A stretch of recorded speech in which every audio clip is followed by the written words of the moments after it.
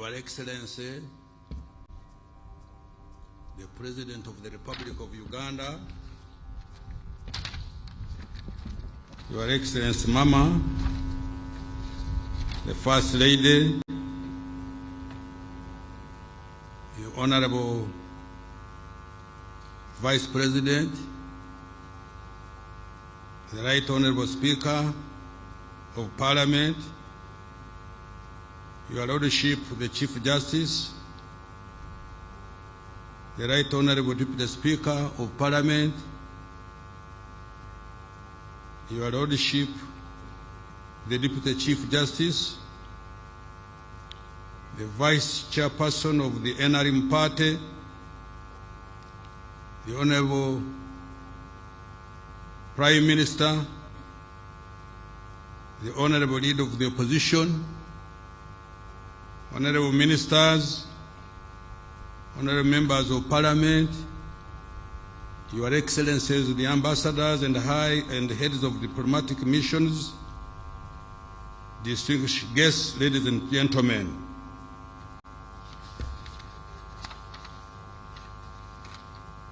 All protocol observed.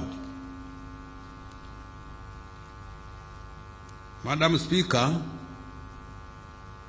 in fulfillment of Article 150, Part 1 of the Constitution, and on behalf of His Excellency the President, I rise to present to Parliament and to the nation at large the budget for financial year 2024-2025 as approved by Parliament.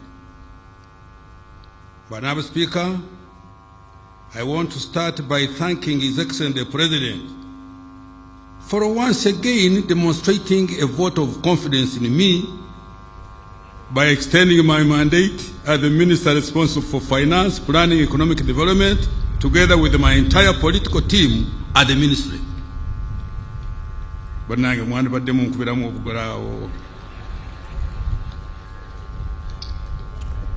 Madam Speaker, I congratulate the President for successfully hosting the 19th Summit of the Non-Aligned Movement and the 3rd South Summit of the G7 plus China, and assuming the chairmanship of both in January 2024.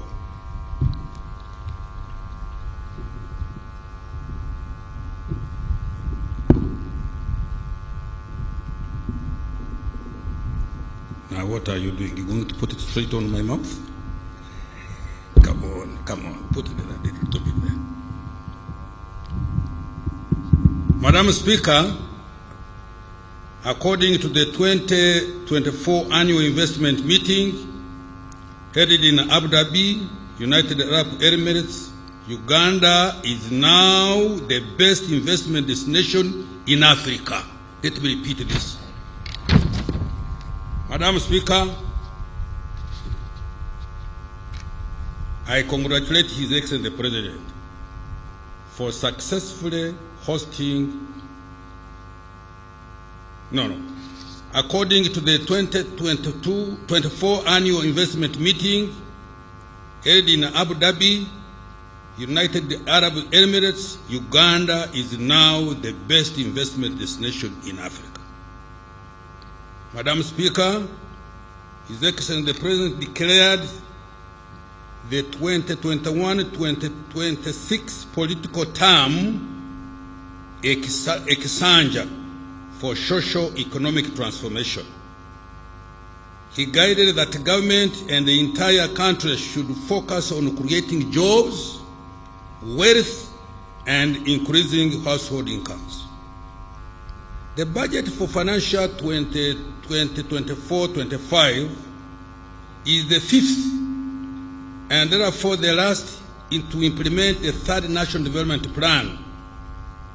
It will also set the foundation for implementing the government's strategy for expanding in the size of our GDP from about $50 billion in financial 22-23 to $500 billion by the year 2040.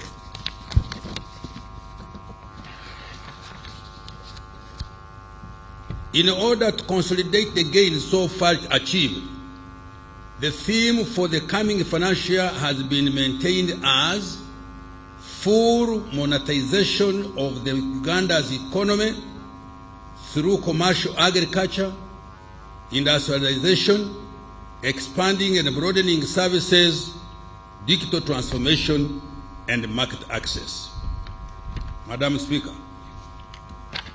in this speech, I will, 1, account to Parliament and the people of Uganda for the commitments that the government made for the financial year 2023-2024 that is coming to an end in a few days.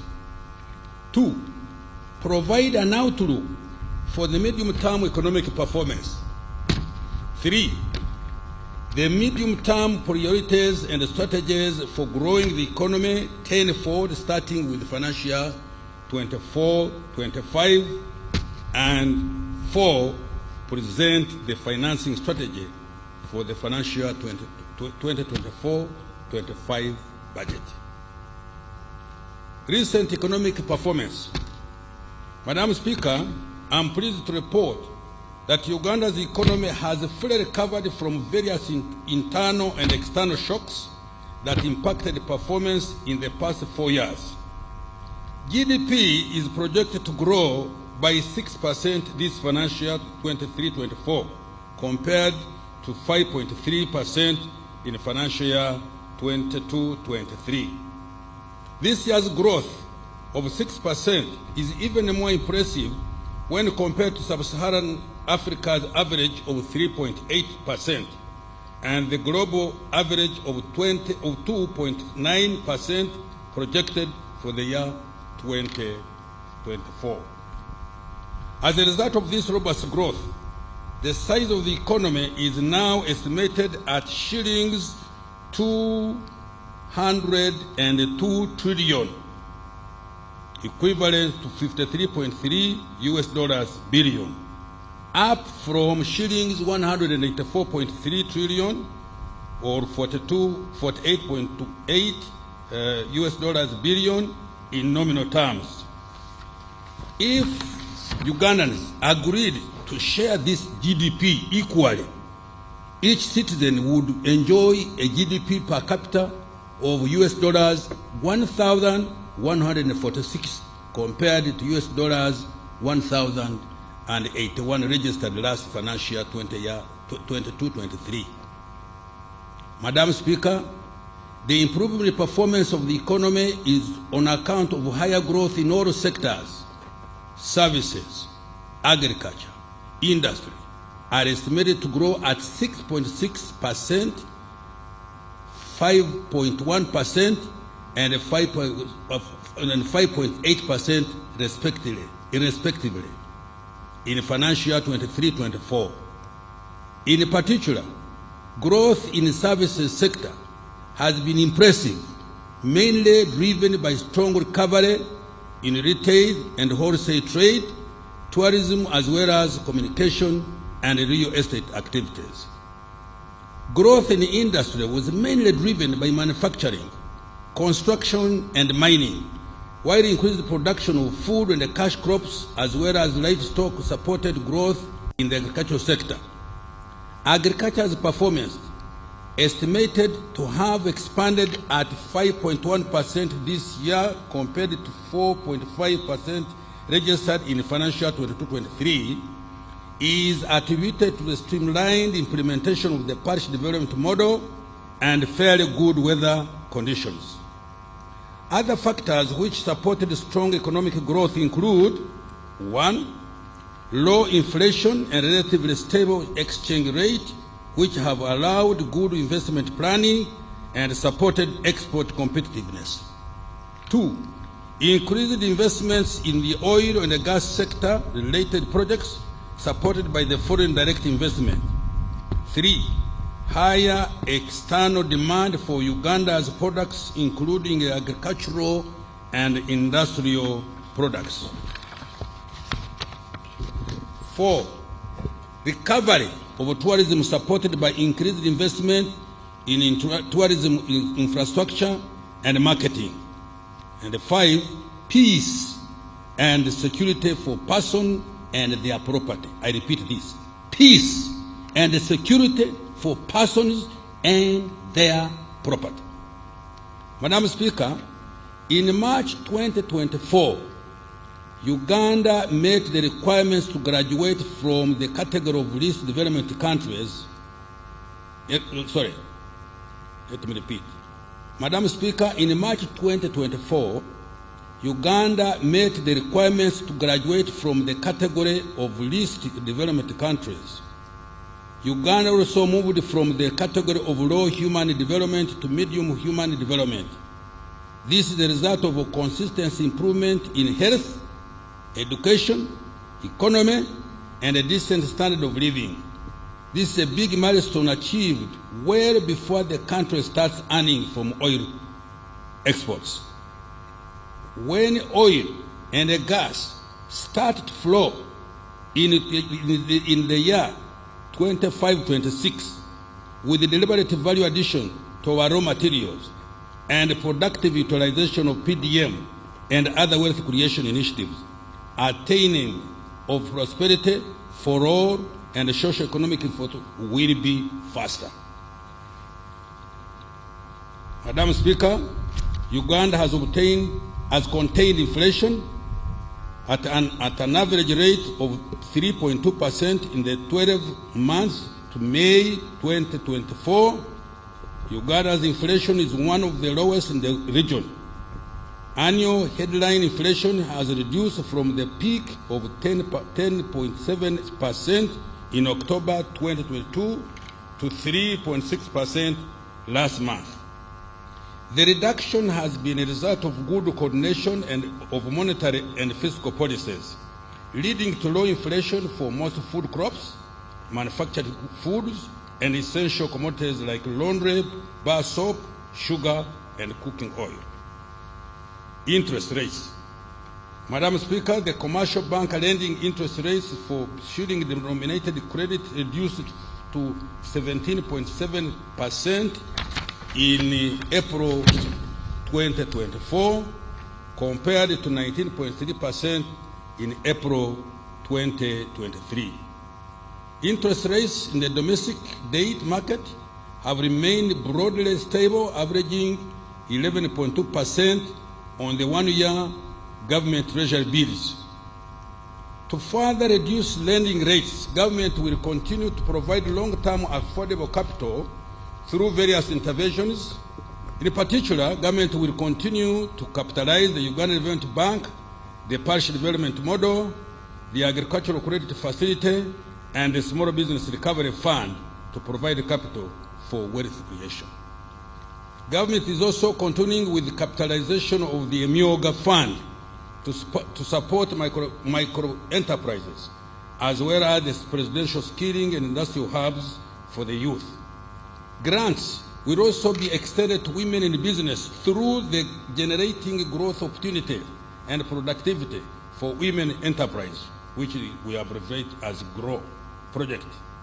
For exporters of manufactured products who face working capital challenges, the investment for industrial transformation and employment, which we call INVITE, that fund, worth of US $210 million, which is shillings 800 billion, is going to kick off next financial year.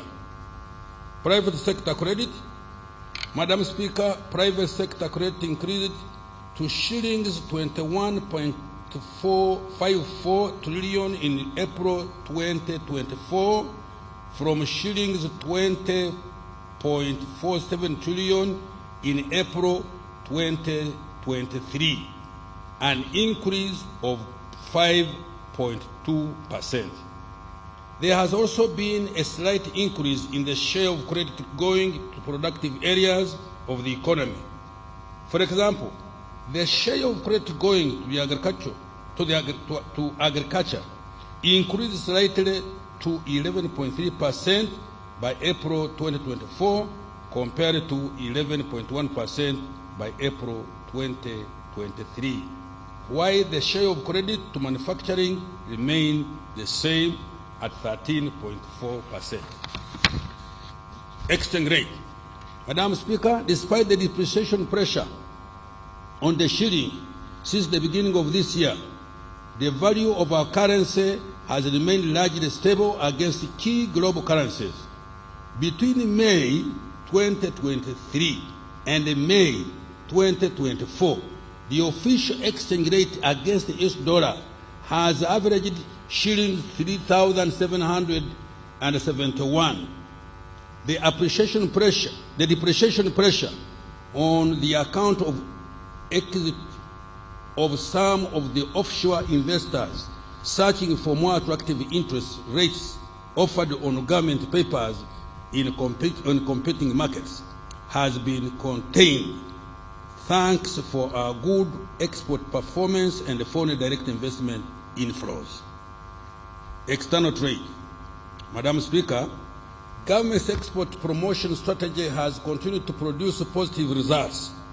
During the year ending April 2024, Uganda's exports increased by US dollars 2.534 billion to US dollars 7.71 billion, compared to US dollars 4.938 billion in April 2023, representing a 34% growth.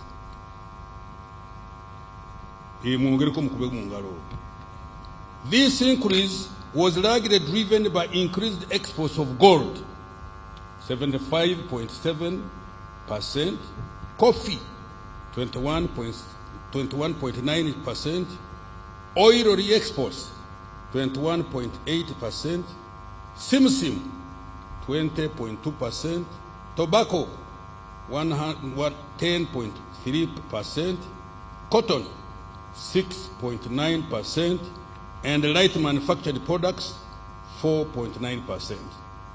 The major destination of our exports are the East African Community countries, which account for 29%.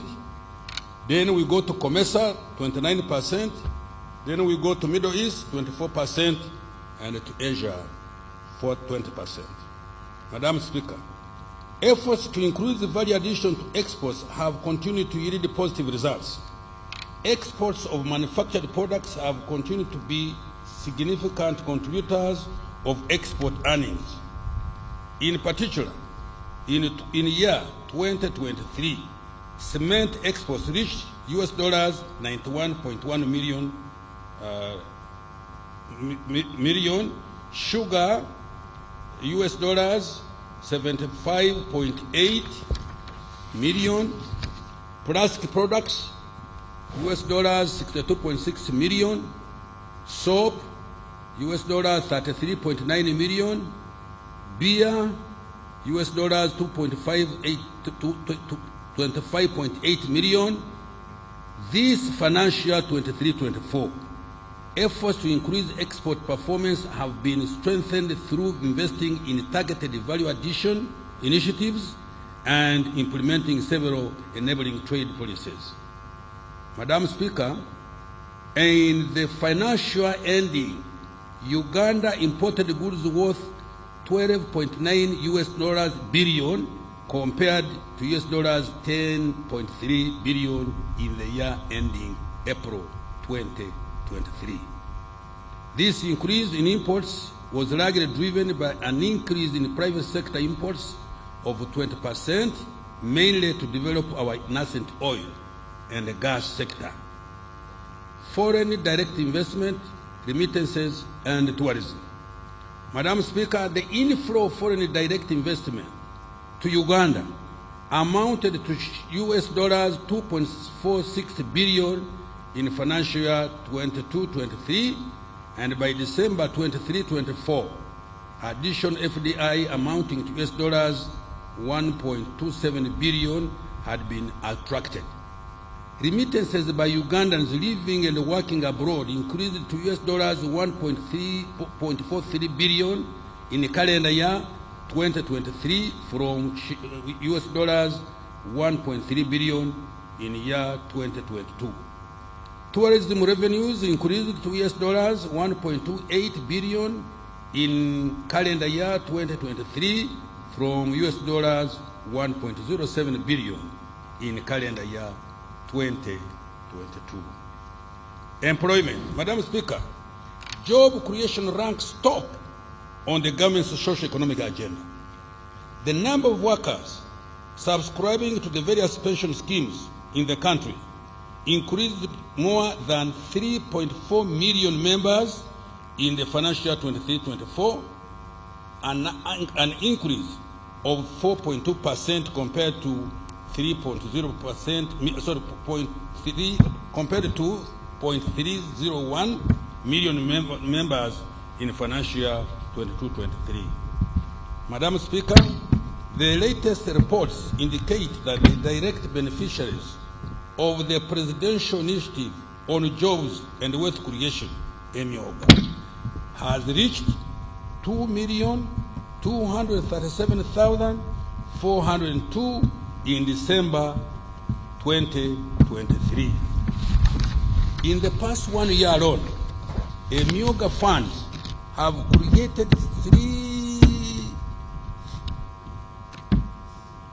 378,640 new direct jobs.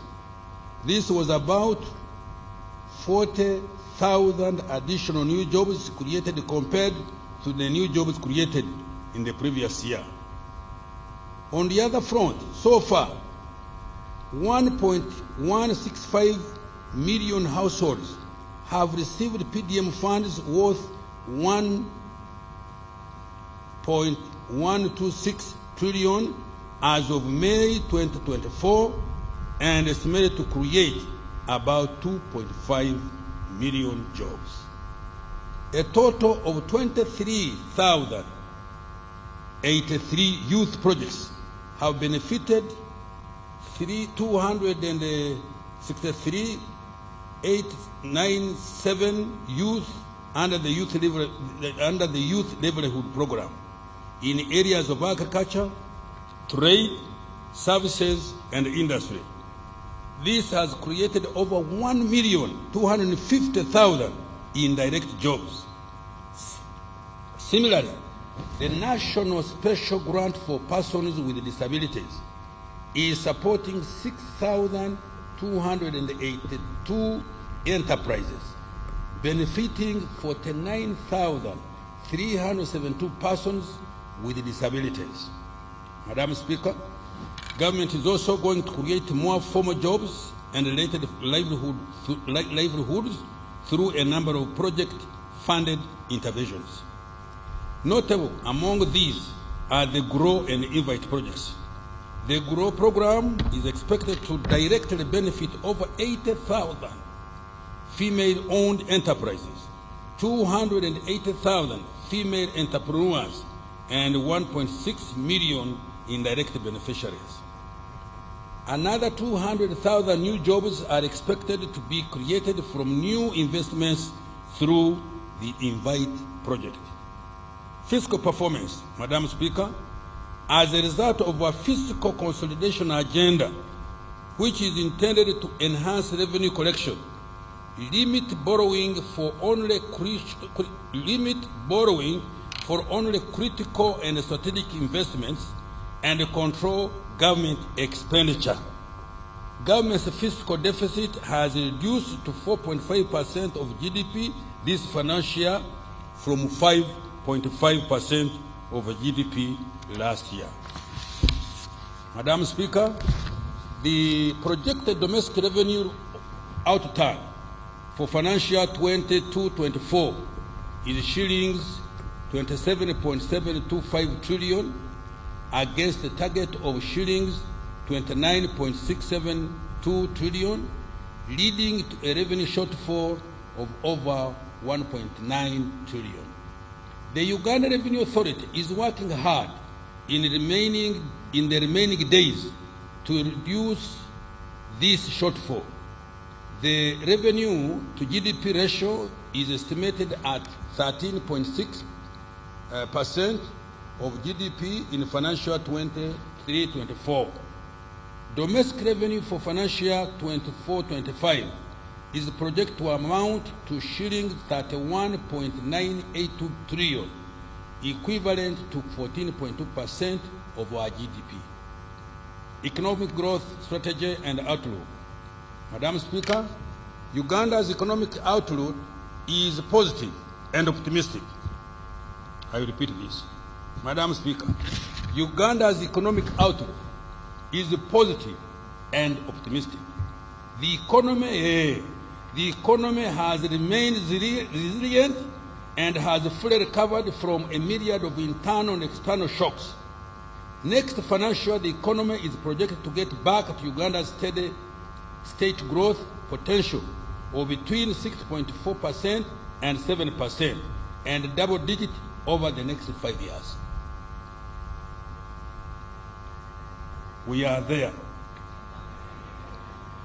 It is projected that next financial year, 2024-25, Uganda's GDP will further expand to shillings 225.5 trillion, which is equivalent to $60 billion.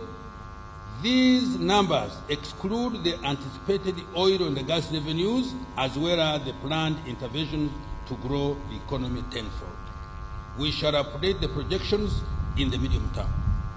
Madam Speaker, this growth will be driven by, 1, increased oil and gas activities as we move towards the first oil production in financial year 2025-26.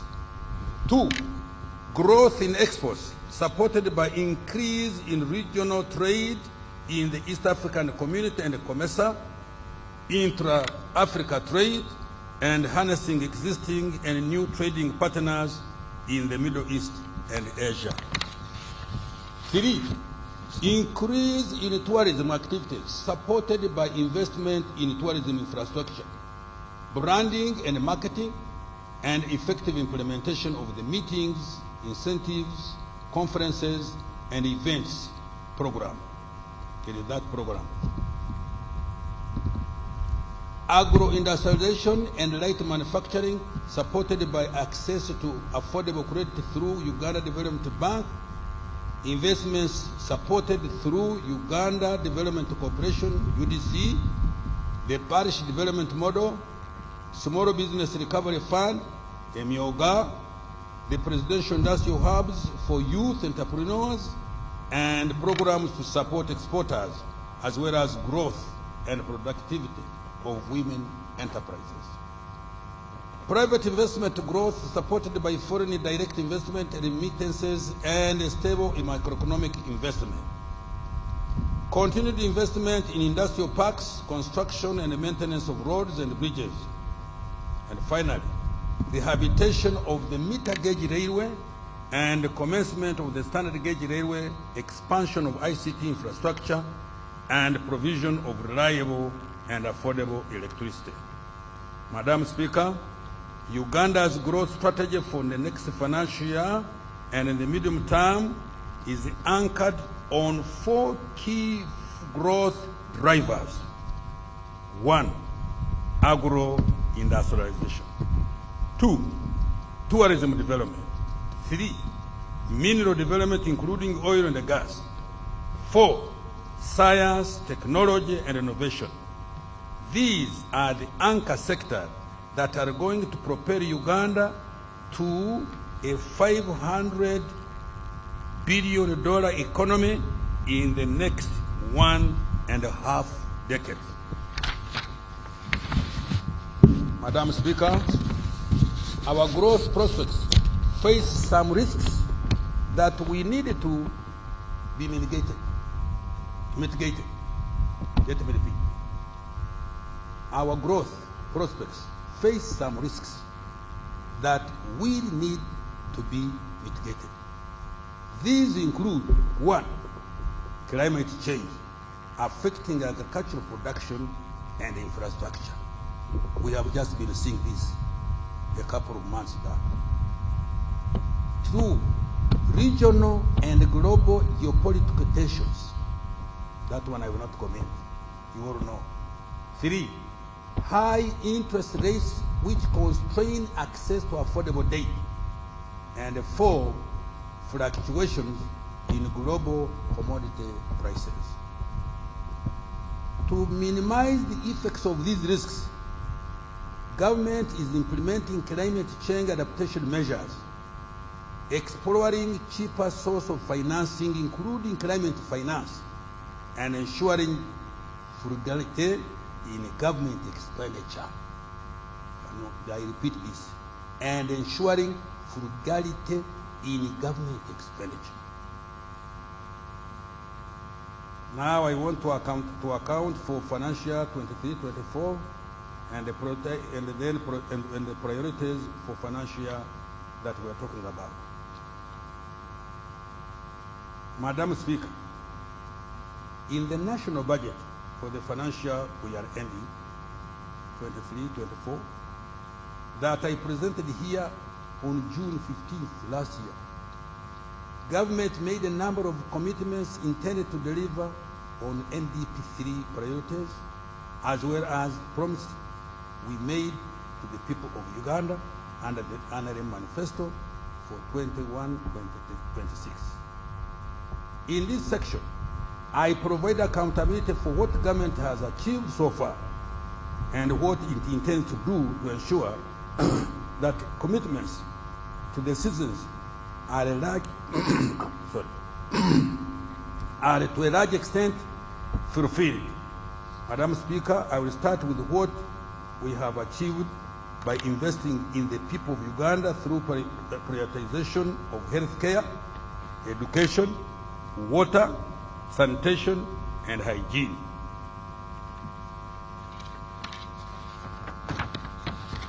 Madam Speaker, during financial 23-24, the following milestones have been achieved in the health sector. 1, government commenced the construction of the East African Center of Excellence for cardiovascular care. Thank you. At the Uganda Heart Institute, located in Naguru, and fast-tracking the completion of the East African Center of Excellence for Oncology in Kampala and associated regional centers in Gulu, Mbarara, Arua, and Mbale.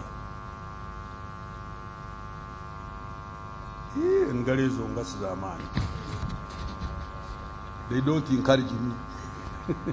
Under the Uganda Intergovernmental Fiscal Transfer Program, 371 health center tools were planned for construction and upgrade to Health Center 3 status. So far, 261 Health Center tools have been upgraded to Health Center 3s and are fully operational. I hope the Minister of Health can testify on this.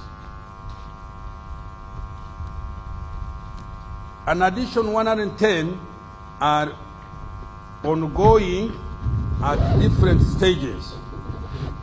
Meanwhile, 10 hospitals were rehabilitated in Usolwe, Kapchorwa, Kambuga, Wenge, Koboko, Amuria, Kotido, Kaberamaido, Kaworo, and Kitgum districts.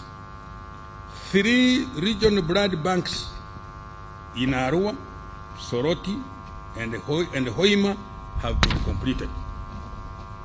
4, government distributed a total of 25 million long-lasting insecticide-treated mosquito-based nets countrywide for the prevention of malaria.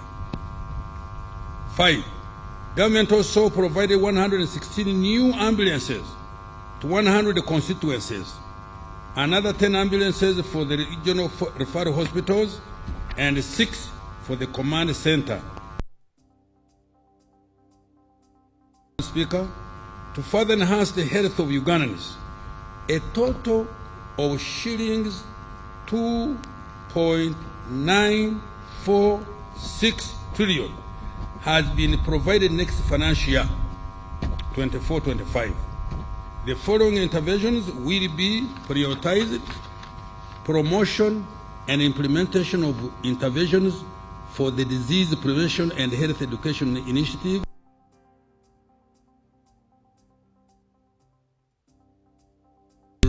and injuries. 2. Provision of essential medicines, where an additional shillings 100 billion has been provided.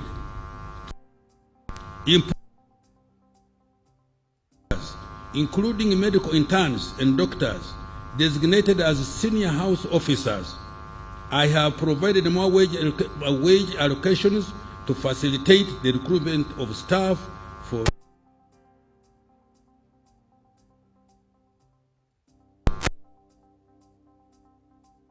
of more health infrastructure and provision of medical equipment to improve quality of care and provision of specialized health care.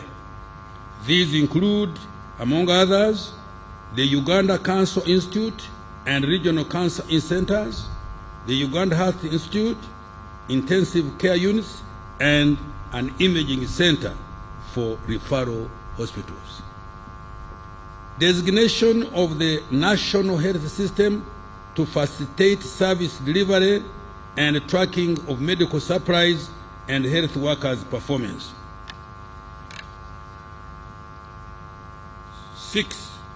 Construction, rehabilitation, and equipping of dilapidated hospitals across the country, including the Kampala metropolitan area.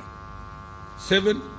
Strengthening of the network of medical reference laboratories, including the establishment of the East African Community Regional Center of Excellence for Virology at Uganda Virus Research Institute and the National Public Health Institute in Uganda. 8. Establishment of a pharmaceutical industrial park and strengthening the National Drug Authority regulatory framework. Now I turn to education. Madam Speaker, government considers education as a key opportunity equalizer for all Ugandans, equipping them with knowledge and skills required for productive employment, as well as enabling them to live longer, happier, affluent lives. For this reason, the following commitments were prioritized and delivered in financial year 23-24. 1. Skilling in science, technology, engineering, and mathematics. 2. Construction and equipping of 21 laboratories across the country in selected secondary schools using UPDF engineering brigade. 3. Upgrading learning facilities in 12 technical institutes and 4 vocational education centers of excellence at Uganda Technical College in Bushenyi, Bukalasa, Lira, and Ergon. 4. Out of 259 seed secondary schools planned under UGFID, 105 have been completed and 144 are ongoing. Madam Speaker, I have provided 2.497 trillion to further improve the quality of education, and the following are among the priorities. 1. Supporting the new curriculum for S1 to 4 students. 2. Operationalization of all the 110 seed secondary schools and completing the 27 seed secondary schools under the UGFID program. 3. Commencing the construction of 60 secondary schools and expansion of 61 existing secondary schools under the Uganda Secondary Education Expansion Project. 4.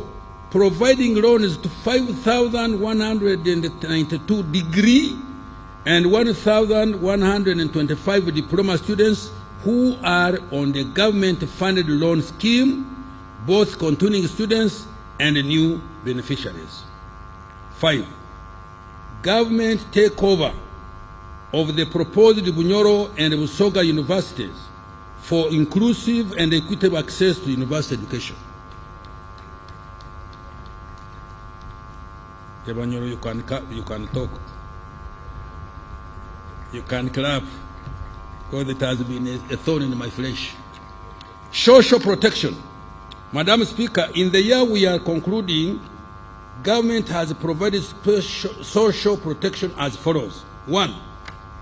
Continued with the provision of the senior citizen grant to 439,069 older persons across the country, amounting to a cumulative total of money, shillings 565.7 billion. 2. Under the Special Enterprise Grant for Older Persons Program, SEGOP, the government supported 590 group enterprises benefiting 3,636 older persons. 3. Under the Youth Livelihood Program, a total of 23,083 youth projects have benefited 263,897 youth in areas of agriculture, trade, services, and industry. This has created over 1,250,000 direct jobs. And 4, through the National Special Grant for Persons with Disabilities, government is supporting 6,202 enterprises, benefiting 49,372 persons with disabilities. Madam Speaker, government will continue to support the welfare of elderly to keep them healthy and productive in their communities. While social assistance grant for empowerment, what we call SAGE, targets those above 80 years, SEGOP, ensures let me repeat. While social assistance grant for empowerment, what we call SAGE, targets those above 80 years, SEGOP ensure the inclusion of those in the age bracket of 61 to 71 years. That is for us now. Government will also continue to support the youth and women beneficiary groups using recovery funds from the Youth Livelihood Program and the Uganda Women's Enterprise Program. For greater efficiency, management of the two programs has been unified. Madam Speaker, I have provided an additional shillings 355.79 billion for social protection next financial year. Water, sanitation, and environment protection. Madam Speaker, as a result of government intervention, more Ugandans now have access to safe, clean water. Coverage in rural areas is now estimated at 67% and 70% in urban areas.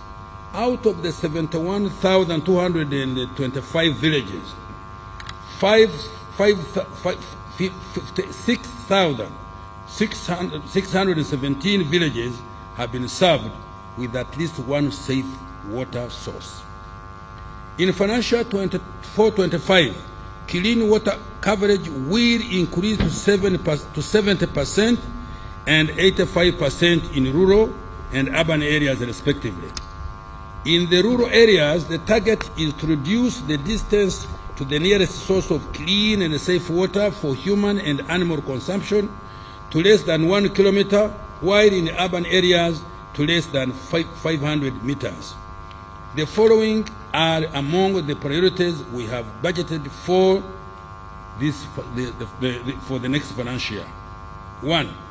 Construction of 52 large solar-powered water supply systems in 19 districts that are currently at less than 50% water coverage.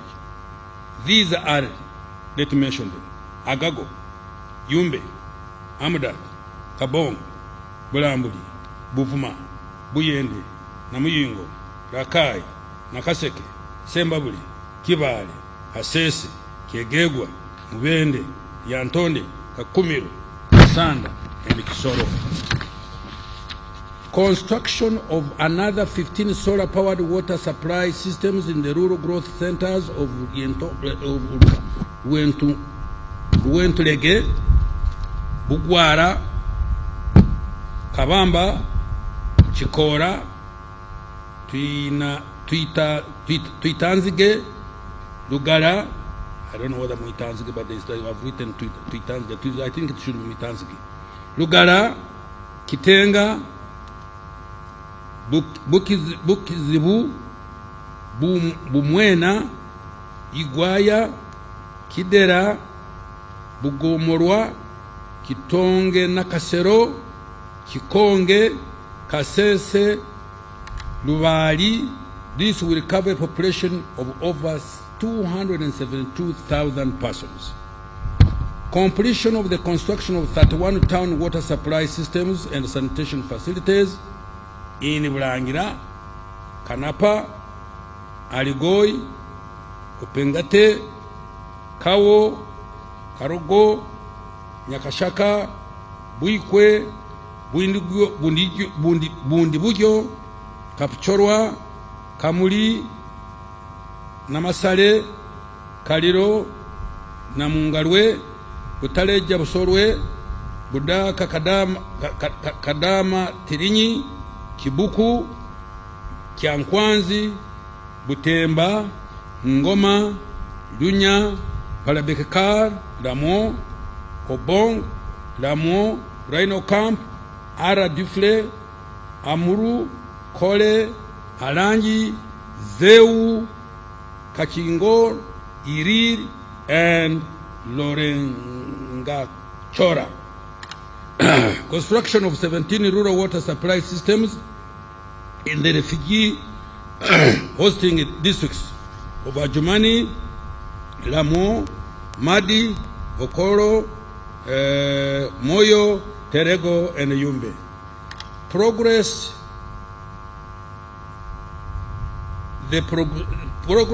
The construction of 26 water supply systems at various stages in Manafa, now at 80%, Mukura 40%, Kidera 40%,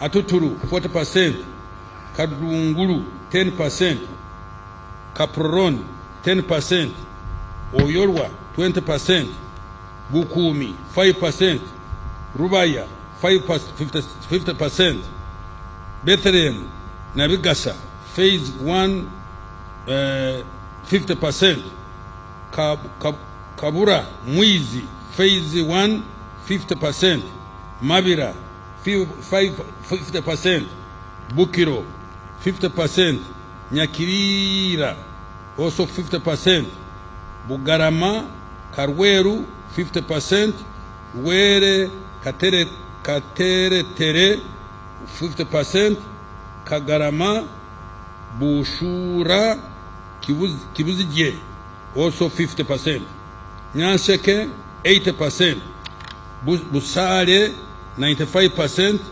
Kibuzi, 100%, Adlang, Puranga, Pader, Kasao, phase 1, 5%, Kiebando, Kasimbi, 5%, Nabilatuk, and Dozilang. Increasing the water for production storage capacity for commercial farmers from 52.6 million cubic meters to 76.8 million cubic meters. Madam Speaker, to support the restoration of our environment and reverse the effects of climate change, government shall undertake the restoration of 42,450 hectares of degraded wetlands along the Awoja, Kanyeki, Ruhorobero, Nchwera, Chambura, Kiruruma, Naigombwa, Kibimba, Tochi, Aswa, Sezibwa, Mayanja, Muzizi, Mpanga, and Lumbuye water systems. In addition, government shall demarcate a 720-kilometer boundary with concrete pillars along the following wetlands: Kibimba, Tochi, Sezibwa, Mayanja, Muzizi, Awoja, Mpologoma, Ishasha, Kandeke, Ruhorobero, Nchwera, Chambura, Kiruruma, and Naigombwa.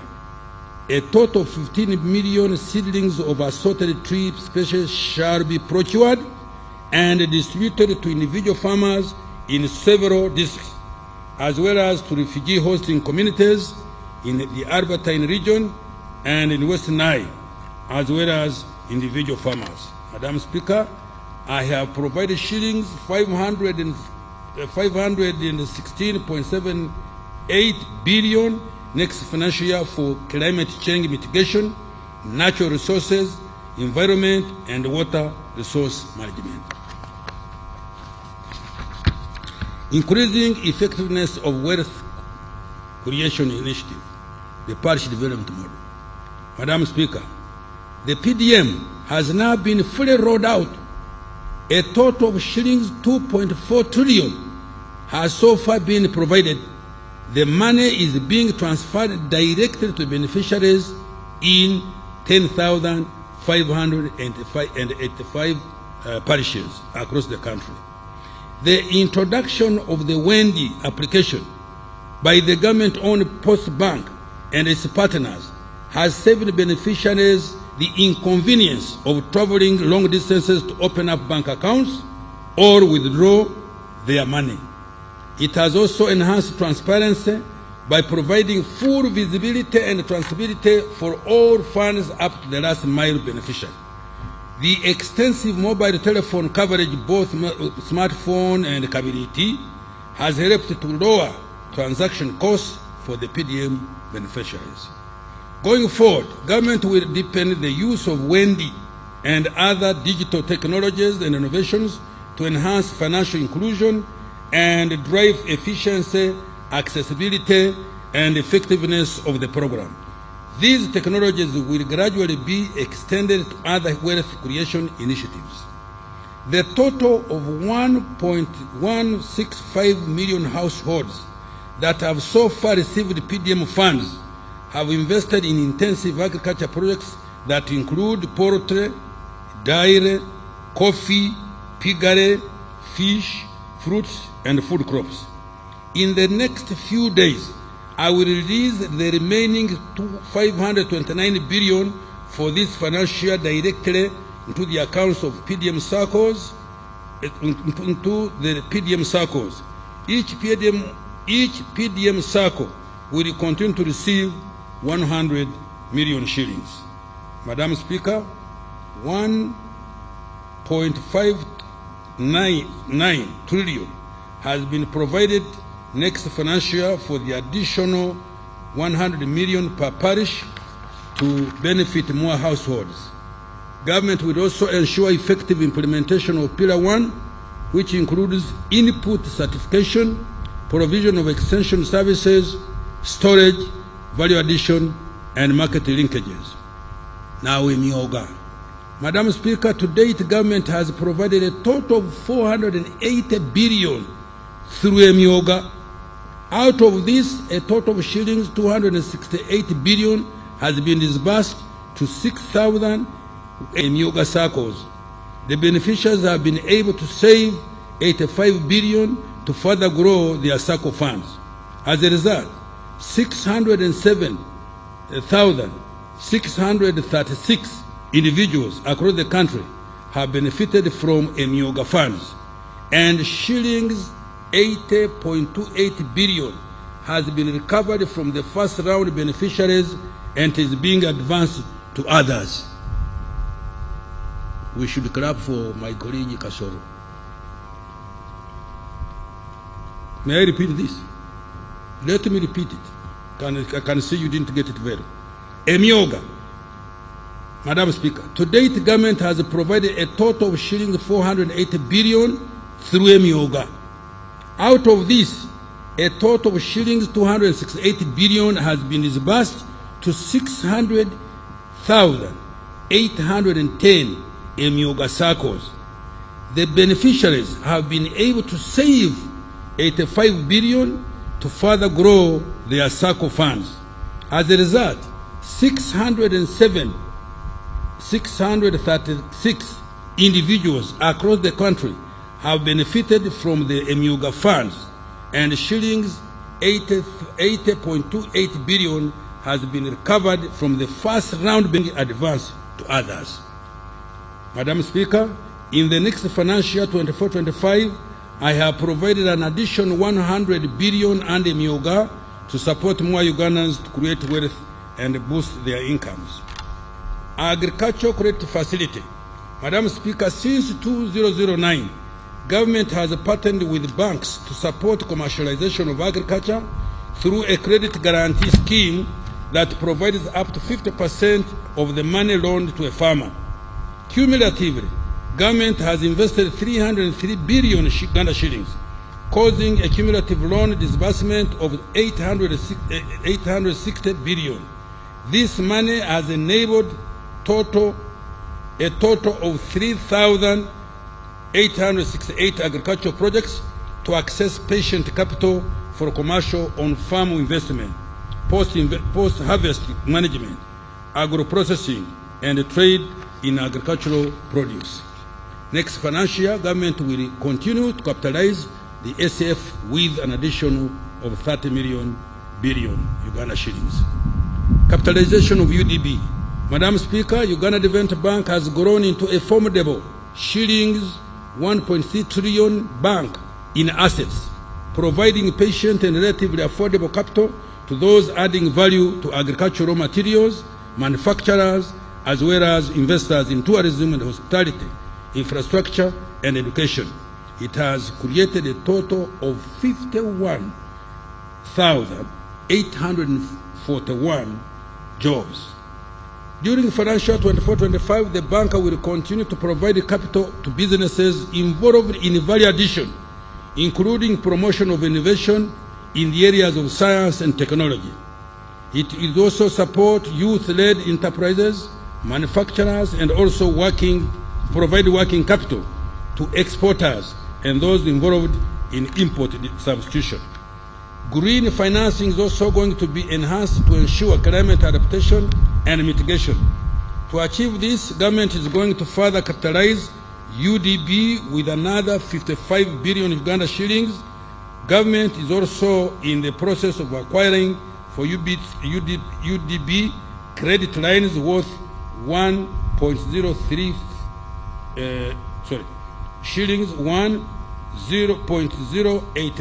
trillion to lend more to wealth creators. Support to SMEs. Madam Speaker, 2 years ago, government set up Small Business Recovery Fund to provide soft loans to SMEs that had suffered financial distress during COVID-19.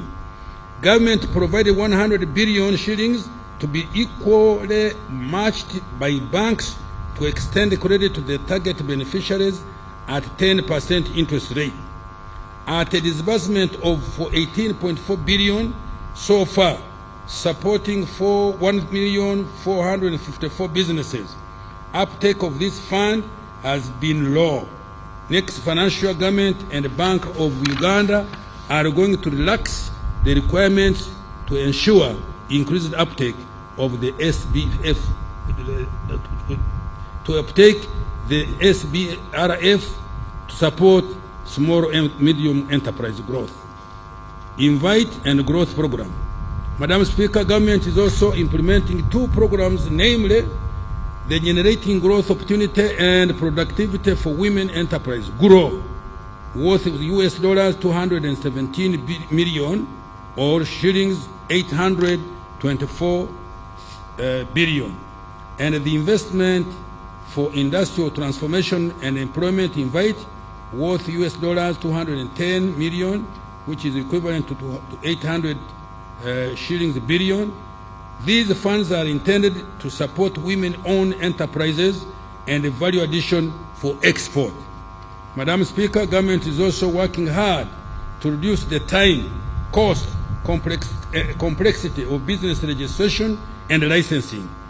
A business facilitation center has been set up to centralize all business investor-related services to speed up registration and operationalization of businesses. Services that used to require weeks or months are now accomplished in just a couple of hours. This is going to enhance Uganda's competitiveness even further. Agro-industrialization. Madam Speaker, government is committed to commercializing agriculture to enhance production and productivity and improve competitiveness of agricultural products in both regional and international markets. The following are some of the key milestones achieved during this financial year in the area of agro-industrialization. 1.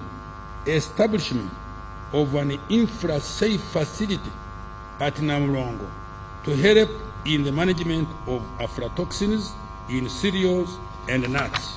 2.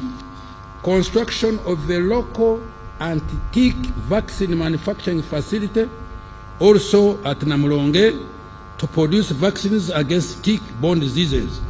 This will save the country US dollars 1.1 billion, which is lost annually due to tick-borne diseases, and tap into the shillings 3 trillion regional market for meat and milk. Increase the coverage of large-scale farmer mechanization to 40% from 32% in financial 22-23.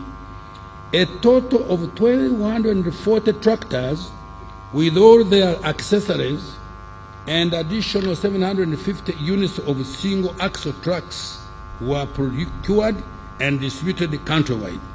Government also provided a number of policy tax-related support to private sectors so that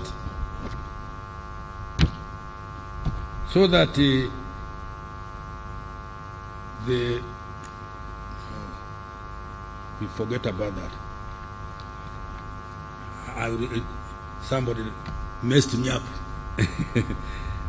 Madam Speaker, in the financial 2024-25 budget, I have allocated a total of shillings 1.878 trillion towards deepening agro-industrialization with increased focus on commercialization and value addition in agriculture.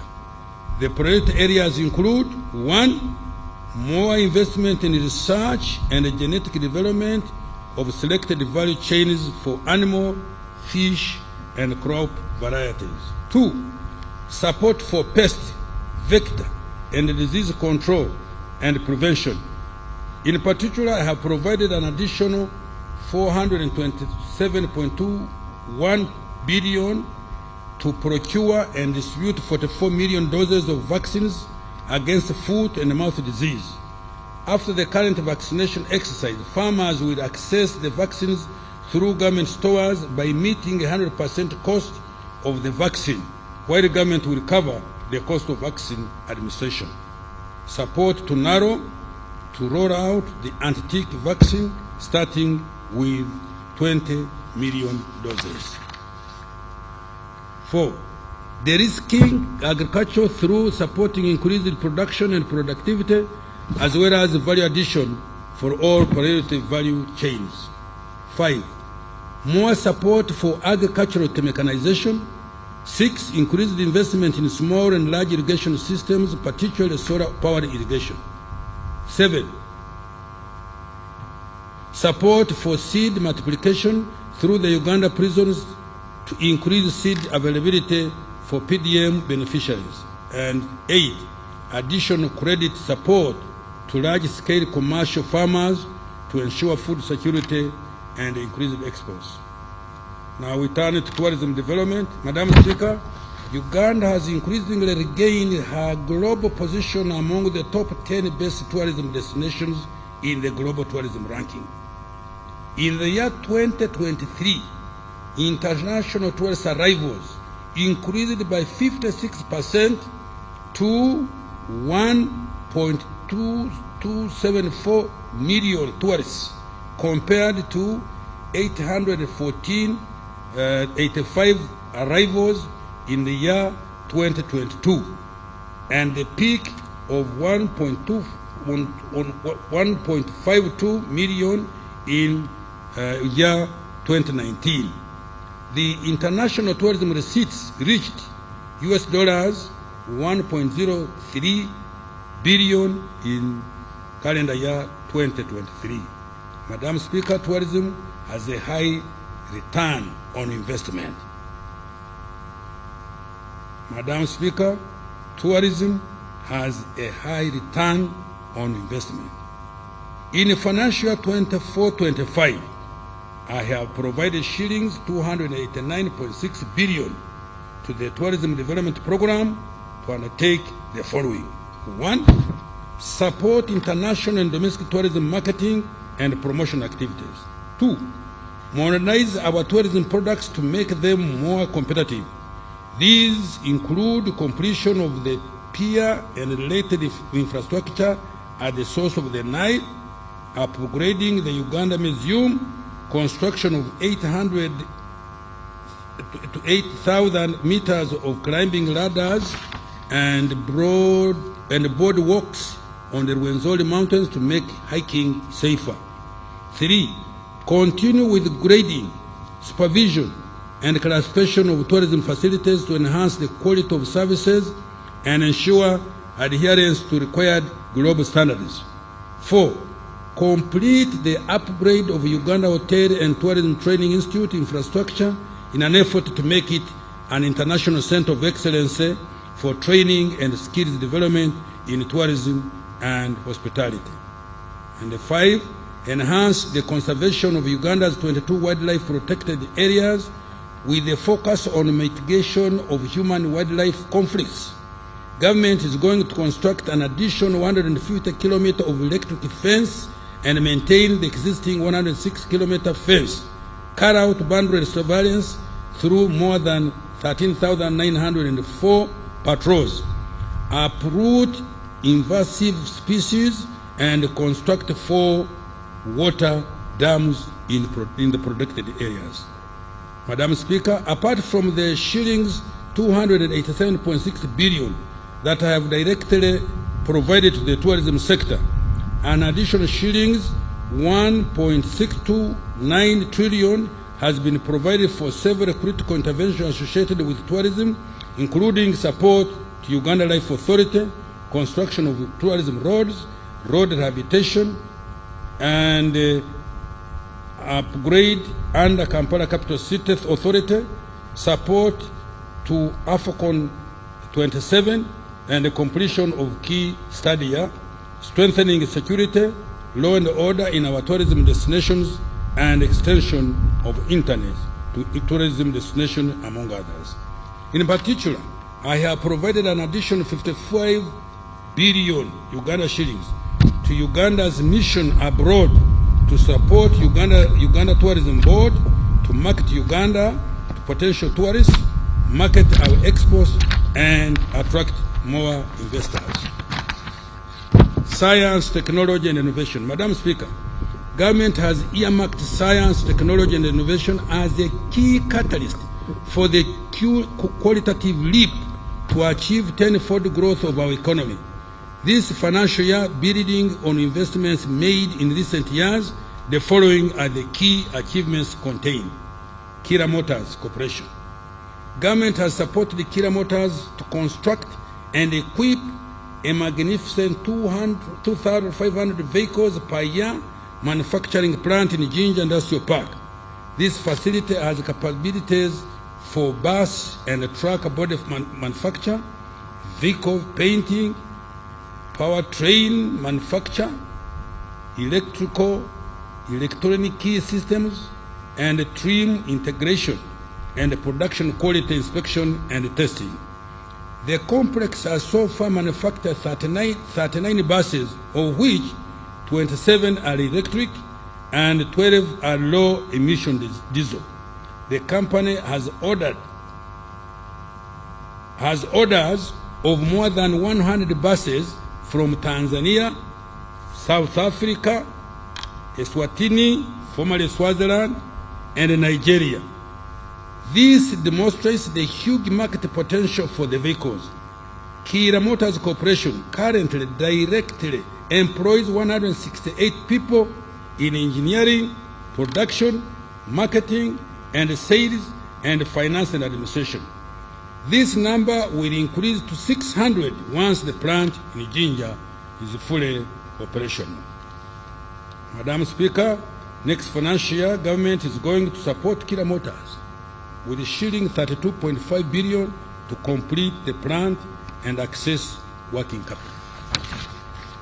Presidential Initiative on Banana Industrial Development, PIBID.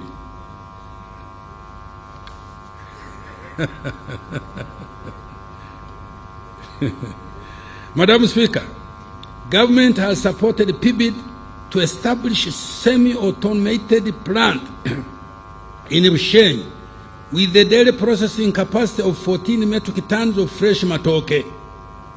This project has shown potential for import substitution by replacing wheat and also by providing gluten-free starch products. These have high global demand.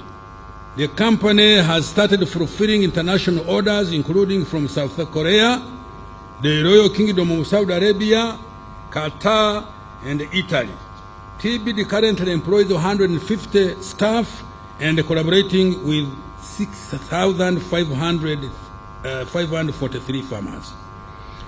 Next financial year, government has provided an additional 50 billion to complete the capitalization of the company to transition into a self-sustaining business. The pathogen economy. Madam Speaker, the pathogen economy has made tremendous progress in developing vaccines, therapeutics, diagnostics, and other health care tools for our public health security and import substitution. The scientists at Makerere University developed a PCR diagnostic kit that has so far been used to conduct more than 2 million COVID-19 tests. This kit effectively halved the COVID-19 testing and saved Uganda more than $37 billion, that is shillings 140 billion Uganda shillings. A clinical trials platform for natural therapeutics, the first on the African continent. Let me repeat this.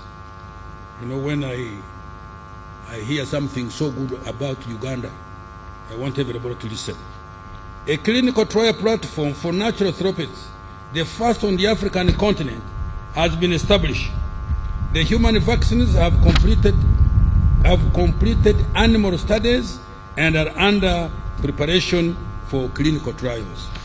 Madam Speaker, other government support under the pathogen economy has been directed towards the following special initiatives. 1. Day by Pharma Limited is establishing Africa's largest pharmaceutical and vaccine manufacturing facility here in Uganda. You can take the road to Bombo, you will see.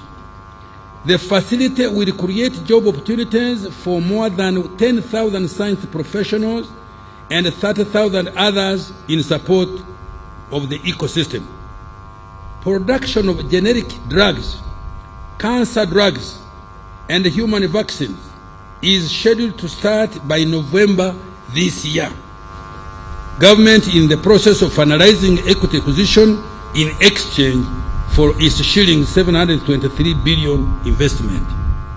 The anti-tick vaccine project at Makerere University, spearheaded by Dr. Margaret Saimo Kahua, has undergone clinical trials. I have provided an additional 25 billion to produce and commercialize the anti-tick vaccine. Government has also supported Jenner Hubs of Professor Patrick Ogwang, known for Covidex, to undertake clinical trials of his natural therapeutics and establish an internationally certified production facility to manufacture and commercialize them. I have provided an additional shillings 2.07 shillings 2.07 billion for this purpose next financial year. We congratulate him. Support Professor Serwanga Sampala to advance research in human vaccines. I have provided an additional shillings 225.4 billion needed to complete the research and start producing the vaccine. Coffee value chain development. Madam Speaker, government has partnered with private sector to fast-track local value addition to coffee. We have started with 3 apex centers for high-value coffee processing under the Coffee Investment Consortium, Great Lakes Coffee, and Inspire African Coffee. All have acquired modern roastery, freeze-dry and spray-dry technologies to produce instant, roast and ground coffee products, coffee capsules, cold brew, and instant coffee with a total capacity of 585,000 metric tons per year. One of the facilities is complete while the other is 62% complete. Government will support the completion and expansion of these facilities, the operationalization and market penetration of the products on the local, regional, and international market. The target is to aggregate, add value, and market at least 1 million bags of medium to high quality coffee, green coffee beans by 2025. This would earn Uganda shillings 560 billion, Uganda shilling, no, sorry. This will earn Uganda shillings 560 million US dollars from value-added coffee in the next 5 years, which would catalyze the whole sector to bring in at least US dollars 5 billion in line with our 10-fold growth strategy. Shillings 75 billion has been provided next financial year to improve coffee value chain development. Space program. Madam Speaker, government has supported the rapid human capital development of the aerospace program by training our engineers in Japan, China, and Egypt. Government partially furnished the headquarters of the space program, the Impoma Satellite Earth Station, to enhance weather prediction and monitoring landslides and the environment. Government will support completion of these initiatives, including the establishment of a satellite development laboratory and a modern geospatial center to be able to obtain data from a broad spectrum of satellites from partner nations. I have provided 3.3 billion for space program activities next financial year. Madam Speaker, I want to commend His Excellency the President for spearheading the development of the knowledge economy through targeted funding of research and development and scientists in general. You are very mean. The president does do this kind of thing and you don't clap for him.